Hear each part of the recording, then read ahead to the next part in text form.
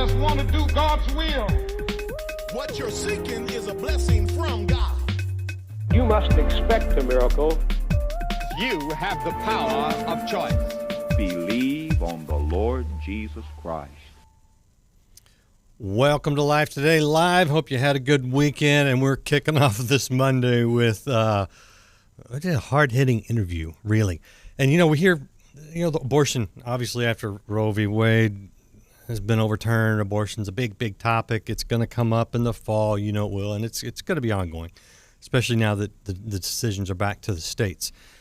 And we can all have our opinions, and many of them are very well-founded, and I'm all for the discussion. But I think there's a little different level when you go, okay, let's talk to someone who has education in the area, an OBGYN, someone who practiced many years in the area of babies, right, and birth, and someone who actually performed abortions. That's who we're talking to today. My guest is Dr. Patti Giebink, if I can get that pronunciation right. Forgive me if I butchered it. But she has a book out now, and it is called, there it is, sorry for the black screen. It's called Unexpected Choice. And this is about someone who has had quite the transformation in many ways. And so I invite you to be a part of the conversation. If you're watching us live, you're welcome to the chat. If you're watching in replay, you'll find this very interesting. Dr. Gebink, thank you for being here on Life Today Live. Thank you, Randy. I'm really delighted to be here. So just to sort of set the stage, give people a little bit of your medical kind of history so they know where you're coming from. Not personal medical history, professional history. So medicine wasn't my first career. I actually was a teacher first and taught physical education, health, coaching, and I went on to get a degree in exercise physiology and was working in that when my dad, who was a doctor, was an orthopedic surgeon. When I was thinking about going back and getting a PhD in exercise physiology, he started asking me questions, and then he said, well, why don't you go to medical school? And growing up, almost no women I knew went to medical school. If you want to go into medicine, you became a nurse. So it really wasn't something I thought about. But then when he said that, and I thought, oh, well, maybe I should. So by the time I went to medical school, I was in my 30s. And when I got out of residency, I was, I think, 40 or 41. So I wasn't, real young. But I had a passion for taking care of women. And I think from that, that's why I went into OBGYN. I thought about family practice. And I thought, I just want to do what I want to do. So I did OBGYN. I did a residency in Indianapolis at Indiana University Medical Center. And at that time, it was not, you didn't ask, do you do abortions? Do you not do abortions? You have to be trained in abortions. That was not an issue that people talked about. But it was a program that had an abortion program, had a clinic actually in sort of a wing of the old county hospital. And the abortion clinic was called the Well Women's Clinic. And I worked there a lot and learned how to do abortions from a doctor who wrote the chapters in textbooks on the technique for performing abortions. So I didn't think too much about it because I didn't really plan to be an abortion doctor. I just wanted to deliver babies and, take care of women.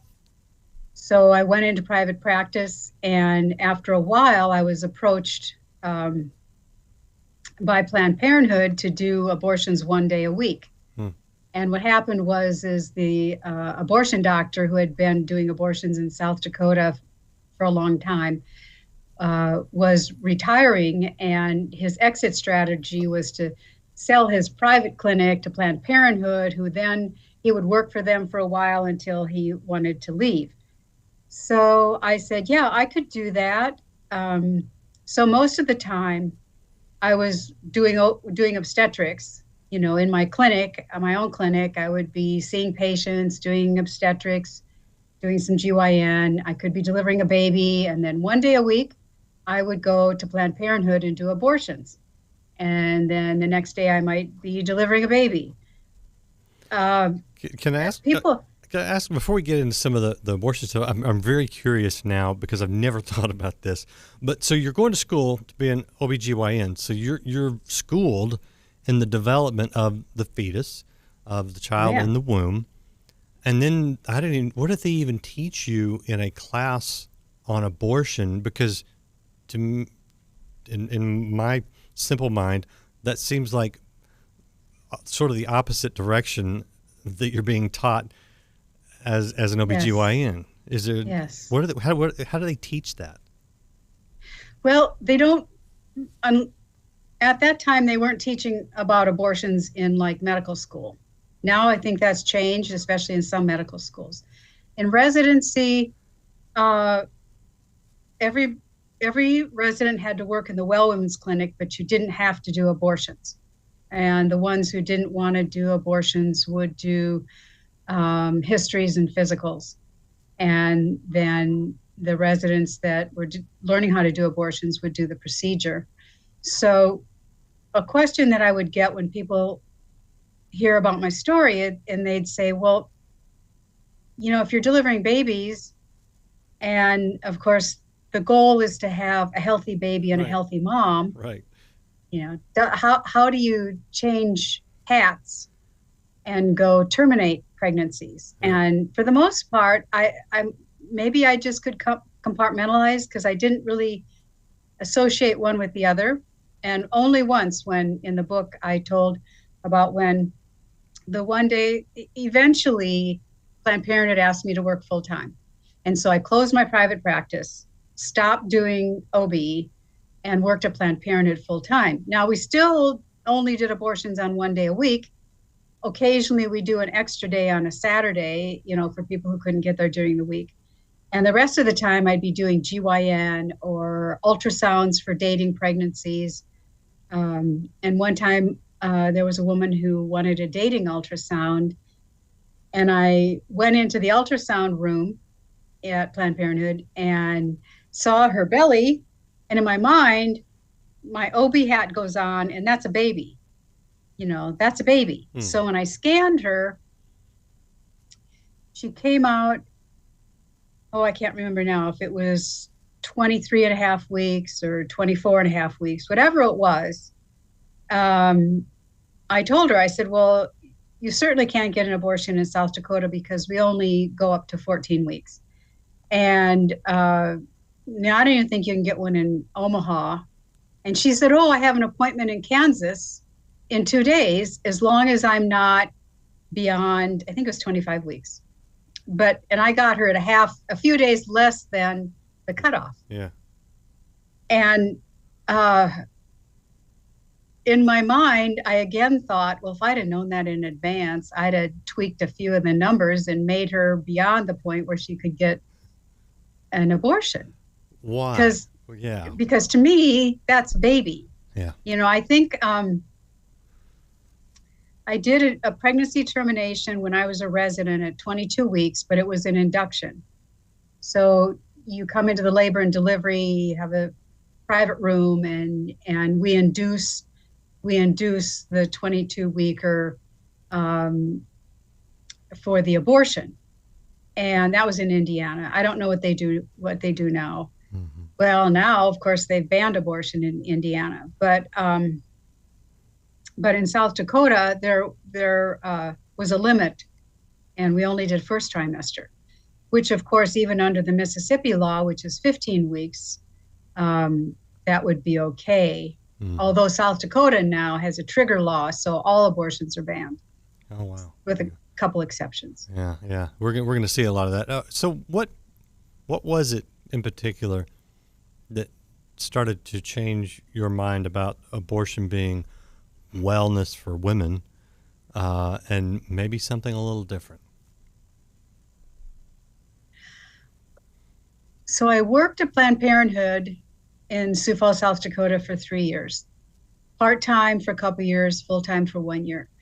And there were people who protested.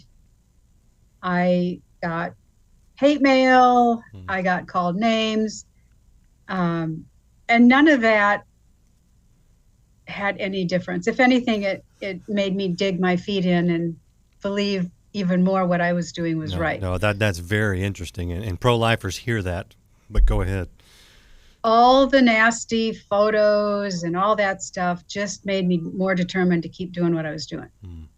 So when Planned Parenthood and I parted ways, which was September of 97, and I haven't done any abortion since, we parted ways, and I went back to working in private practice.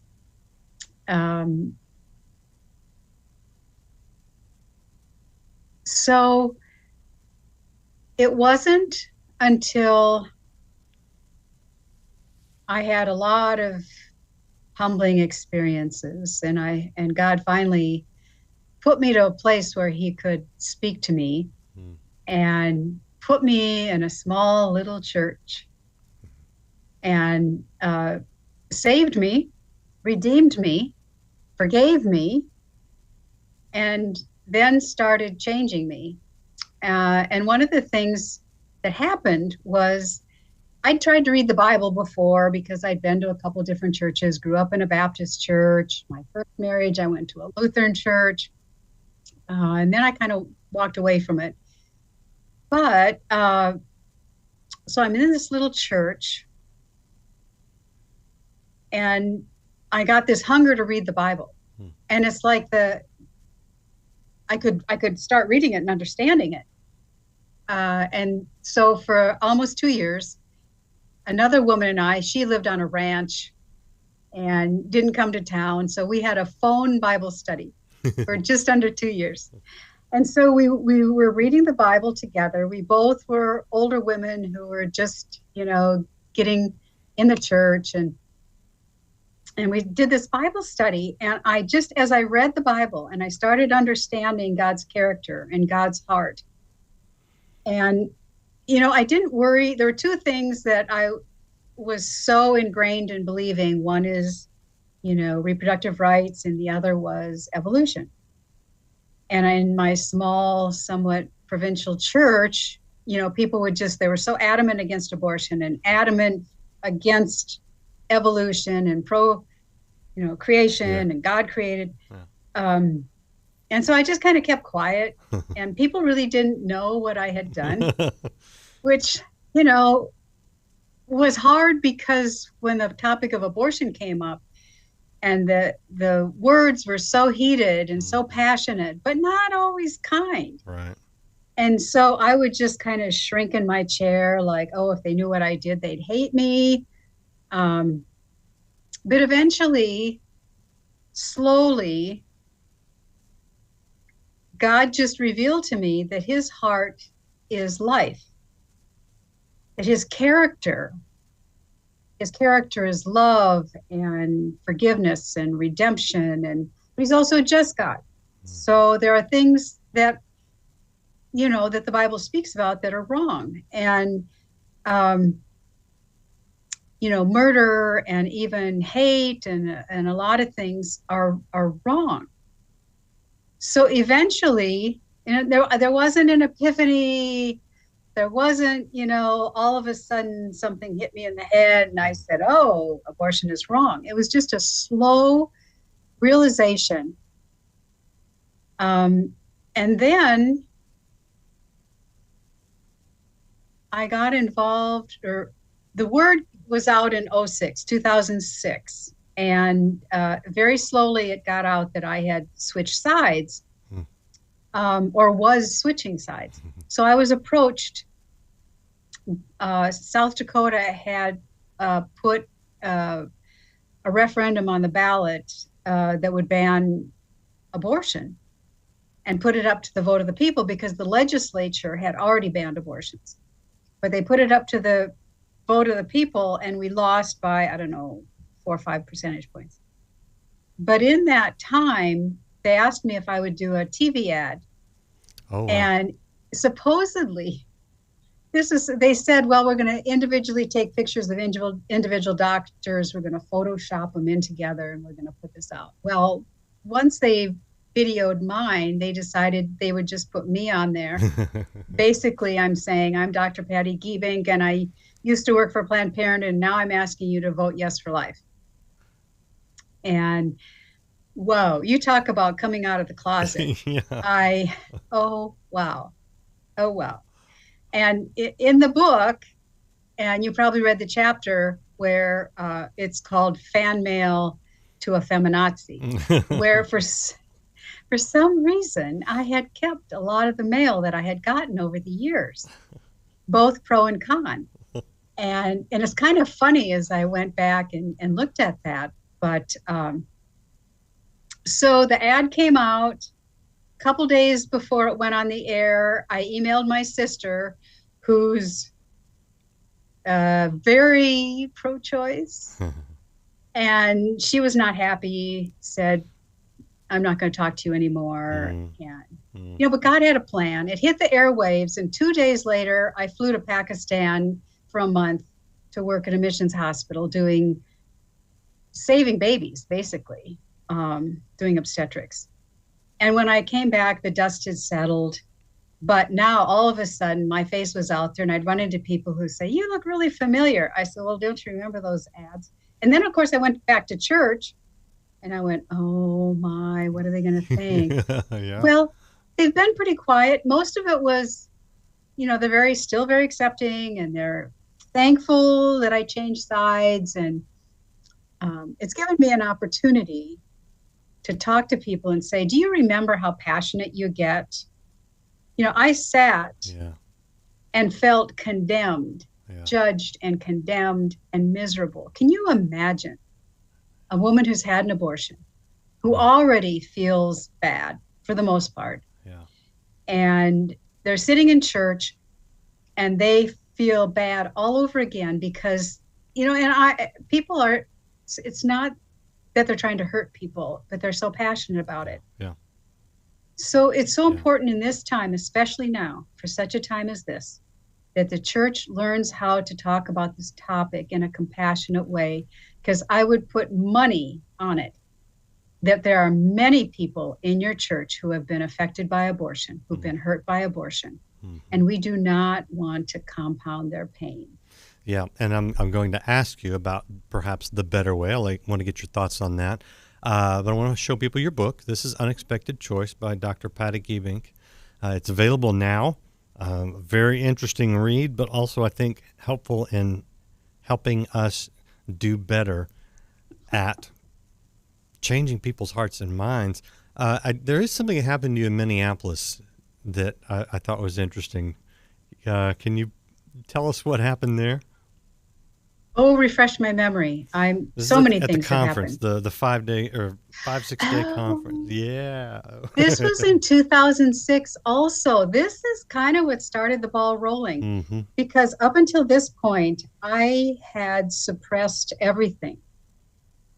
I don't know, maybe blocked it out.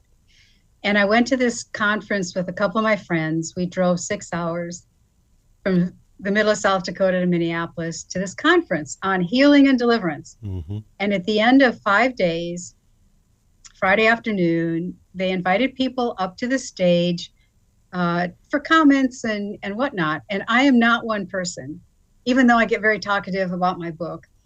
I'm not one person who really wants to go stand in line and get up on stage and mention anything. But I knew I was supposed to get in line, but by the time I got in line, I was at the end of the line and they cut it off. And they said, well, that's all we can have time to take. So the line is getting shorter. And I'm not really thinking too much about what I'm going to say. I'm just going to say, yeah, it was very helpful and informative. And no point up until this time did the A word come up. And God has such a sense of humor. I'm sure he just laughs a lot. The woman in front of me It's down to two people. She goes up. I'm the only one left standing. She goes up to speak. And she starts out with, she's a nurse and she was working at a hospital in St. Paul, and she works in the operating room, and she looked at the schedule, and she was scheduled to assist with an abortion in the hospital because it's legal, and they did a lot of probably later term abortions in the hospital. But she knew she just couldn't do it. So she talked to her supervisor, and she said, I just can't do that. My belief structure, I just can't do that. And they gave her the choice of, you either assist with the abortion or you leave. I mean, you quit. It's, you can't refuse to work.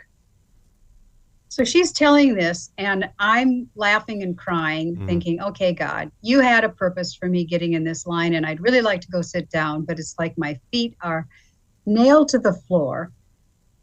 So she finishes and leaves, and I'm still crying and laughing and crying. And I walk up to the stage, and the head of this international ministry hands me the microphone, and I said, I'm Dr. Patti Giebink, and I used to do abortions. And I think I just started crying again. I couldn't really get anything out. And I said, I am proof that no one is beyond redemption, that God can save and redeem anyone. I'm proof. Look what I used to do. And as I went back to my seat, women came up to me and hugged me, and we were crying, and I can't believe that I said that and did that. But God wants to reveal things. And if I would have just kept that a secret, if you don't expose it to the light, God makes your situation and your circumstances that for me, I do things I had no idea I was going to do. I just know that I'm supposed to show up. So that was kind of what kicked it off. Yeah, and I love that story because, well, just all the things around it. But I am curious, did you have to, did you go to counseling? There has to be some kind of healing that takes place so that you don't go down, so that you go down the road of redemption, not down the road of condemnation. Right. As you look back at the things you've done, and it's true for everyone. That's why I think it's a powerful story. But in your case, unfortunately, you might have some Christians escorting you down the road of condemnation, and it's a tough one.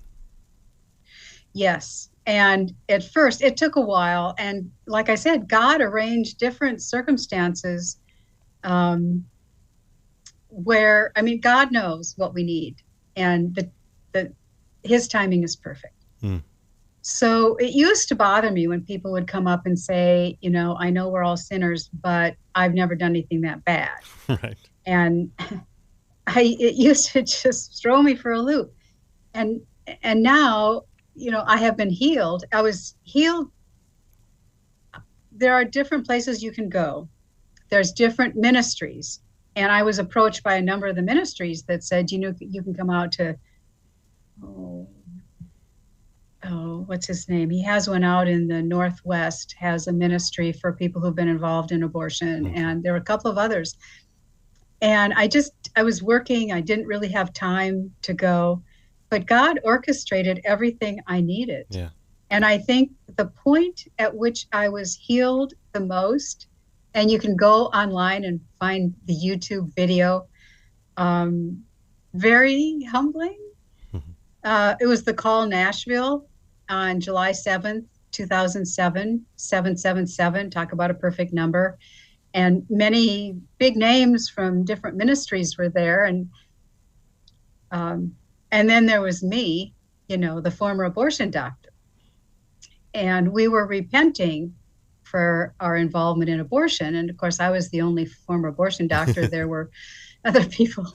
I think it was Sam Brownback was repenting for politicians who'd been involved. And so I got to see a bunch of very important people. And then there was me, the former abortion doctor. So I remember waiting to go on stage, and I just felt like, what am I doing here? I felt so miserable, and I thought I kind of knew what I was going to say, but God, you know. Mhm. So I'm standing on stage waiting my turn, and the woman in front of me is repenting for having had an abortion. I think she'd had a couple of abortions, and God just did me. I found myself on the floor of the stage, sobbing again, sobbing. And then Lou Engle, who is the originator of the call, he lifts me up and hands me the microphone. Doesn't it say an introduction or anything? And I'm still sobbing. And I laugh because I can see myself on the Jumbotron sobbing and saying, you know, I'm Dr. Patti Giebink. I used to do abortions for Planned Parenthood, and now I'm repenting for all the doctors who've done abortions and all the babies who have been lost, and still sobbing. And, you know, I've looked at the videos. A friend of mine recorded the whole 10-hour, I think, event. But I looked at the videos, and it's so weird because my face before I repented was different. After I repented, it's like, it's different. It's peaceful. It's different. People have even said, you're different. And I said, it's all God. It's not me. I mean, it's all God. Yeah. I mean, there's multiple scriptural references to a countenance, you know, and it's visible. And that's really, that's deep, and it's beautiful, and that's God. Yeah. Yeah. I have a couple of quick questions for you. We're winding down sort of, but you said a couple times that you perform abortions for Planned Parenthood, and I have heard many times, and I don't know because I don't know, but I've heard they don't actually do abortions.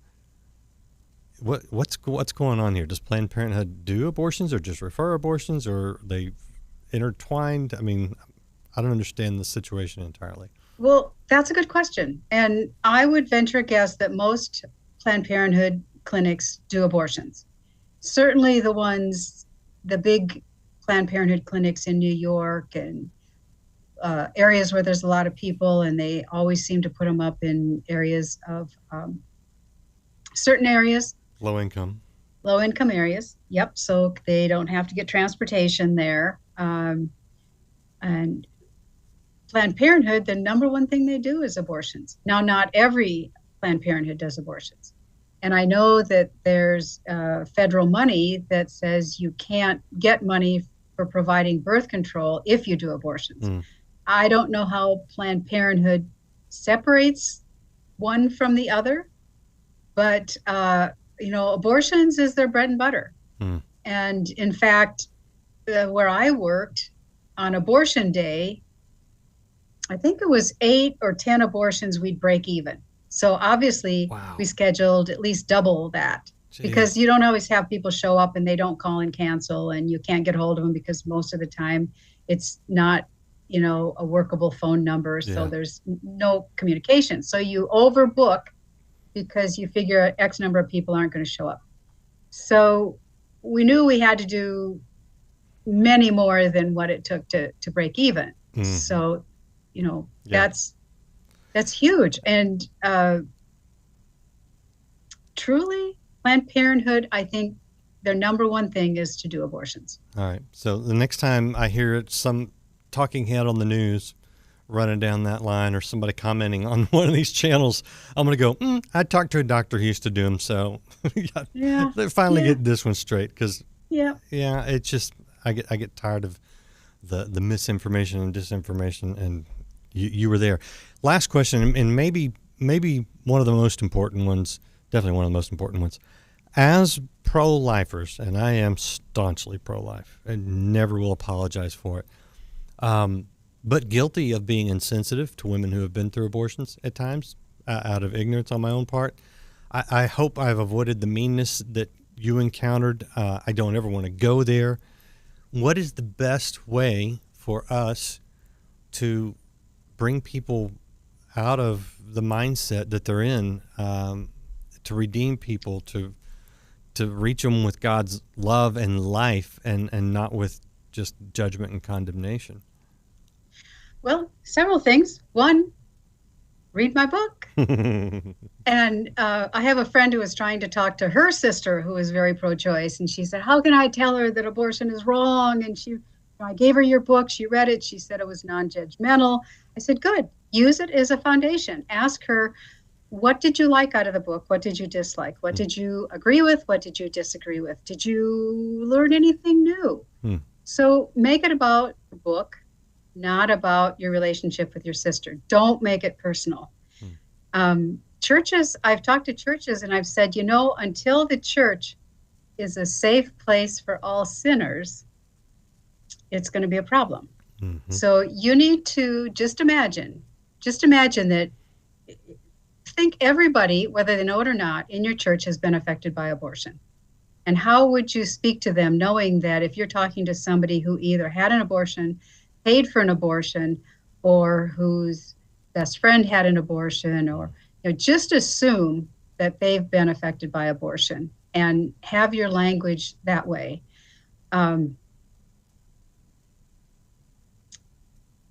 Start talking about abortion as far as maybe have well, what needs to happen is more ministers need to read my book.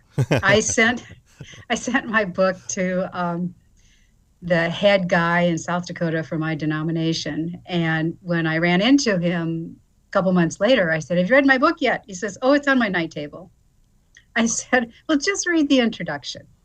And then if some chapter piques your curiosity, read that. You don't have to read the whole thing, even though it's easy to read, and maybe you could do it if you're a fast reader in 5 hours. Yeah. Because I think it'll give them some background. Because a lot of people who are in the pro-life movement have no idea what the other side is like, other than what they see on TV, and it's gotten insane. Right. It's gotten absolutely crazy. I can't believe what people are saying and doing. So just don't assume that nobody in your church has been affected by abortion. Yeah. Oh. I think, number one, that's important. Ministers need to find out more about it and how they can, maybe you want to start a program for people who've been have been hurt by abortion or affected by abortion. Yep. It's hard. Like for me, my goal is to talk to more people who don't agree with me all the time. Even if I'm just talking about the weather, even I'm just smiling, if I smile and say, hey, how you doing? I lost all my friends pretty much when I came out on the other side. And I have gotten some really new, good friends, awesome friends, but I grieve the friends that I've lost, and maybe eventually we'll reconnect. So I'm in the same boat. It's how do you talk to people? Find something you agree about. It's like at what point in the spectrum do we agree? Do we agree that when a pregnancy is full term, that it's wrong to terminate that pregnancy unnecessarily? Right. I mean, if the baby is a month or two from delivery, is it wrong to terminate that pregnancy? Because to me, that's a baby. That's not, something that you can end their life. Right. Let me ask you this, on the other end of it, is there any case where you think abortion is morally acceptable? Do you remember a couple months ago, where it came out that there was this 10-year-old girl in Ohio that was raped and was pregnant because of it? Yep. My first response was, oh, that's fake news. That can't happen. The youngest person I've ever delivered was 12. And I thought, 10 years old, that's a little girl. How tragic that she was raped. And I thought it was a hoax. Well, then it comes out that it wasn't a hoax. And they said the reason she couldn't have an abortion in Ohio was because they don't have exceptions for rape, or I forget what it was. Incest. I believe it was a stepdad or something, or just a live-in boyfriend maybe, but it was someone she knew. Anyway. Okay. So she had to go to Indiana, where, of course, now she can't have an abortion because it's illegal. But so she had to go to Indiana, and there was this big thing about it was a hoax because nobody had reported it to the authorities. But then they found out they had well, to me, a 10-year-old who's raped and is pregnant because of that. I mean, a 10-year-old is a girl. It is a threat to her life and her safety to carry a baby to term. Yeah. Unless for some reason she's very, very, very mature and wants to take this baby to term. To me, that's a conundrum. Yeah. That's a conundrum. To me, she's still a girl. I've yet to meet a mature 10-year-old, but maybe physically mature is what you mean. Yeah. But, and, the other hand, if you have an abortion, is that adding insult to injury? Yeah. So there's all kinds of things. But let me ask you this. Do you consider conception to be when the egg is fertilized or when a fertilized egg implants in the wall of the uterus? Well, by definition, conception is when the egg is fertilized. Okay. Well, thank you. And that happens in the fallopian tube, in a certain segment of the fallopian tube. Okay. Is where it's fertilized. Is that when you believe life begins? Yes. Okay. Yes. Now, there's all kinds of things we can argue about, discuss, or whatever. And that's why I brought it up. Yeah, spontaneous abortions, twinning, things like that. Yeah. Yeah. And the term abortion, you have to remember that the term abortion is a neutral term. In medical school, a spontaneous abortion is a miscarriage. Yeah. A woman who comes in who's, let's say in the first trimester, who's bleeding and is passing tissue, that's an inevitable abortion. Okay, that's not elective. So when we talk about the laws about abortion, we're talking about elective termination of pregnancy. It's totally elective. There's no other reason. The mother isn't endangered because of diabetes or high blood pressure or, her life is not in danger. Okay. That's not an elective termination of pregnancy when the life or health of the mother. Yeah. Yeah. And as a OB-doc, I have certainly done a lot of ectopic pregnancies, and those are emergencies that will never be considered. There's never a consideration that would be an abortion and it would be illegal. Yeah. Okay. All right.